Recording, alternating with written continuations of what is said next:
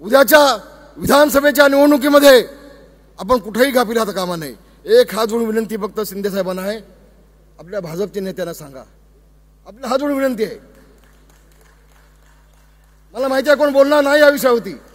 मला घेऊन जा मोदी साहेबांकडे, शहासाहेबांकडे. मी सांगेन की साहेब, वेळेवरती एकनाथ शिंदेचे जसे भाजपचे 2 महिने आधी उमेदवार दिले, तसे शिंदे साहेबांचे 15 उमेदवार 2 महिने आधी दिले असते, आज चित्र वेगळं दिसलं असतं.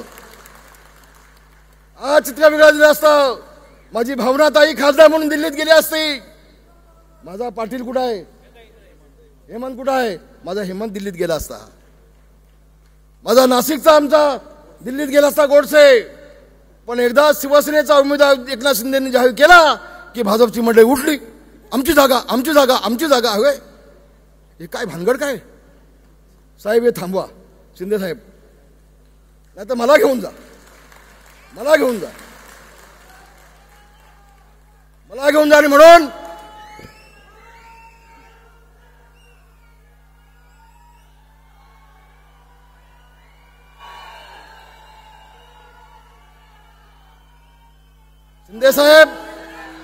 शिंदे साहेब घ्या, मोदी साहेबांना सांगा, शहा साहेबांना सांगा की मला 100 उमेदवार द्या, 90 आपण आमदार नाही निवडून आणलेत, ते तुमच्या सांगितले आम्ही होऊन जाऊ.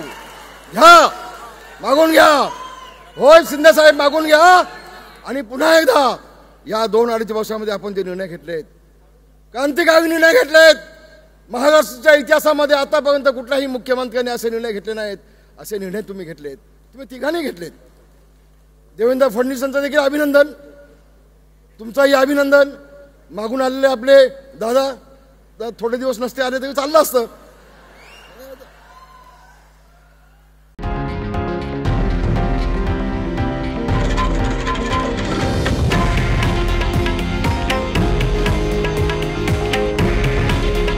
हे आहे देशातील नंबर 1 न्यूज नेटवर्क आणि आपण पाहत आहात TV9 मराठी.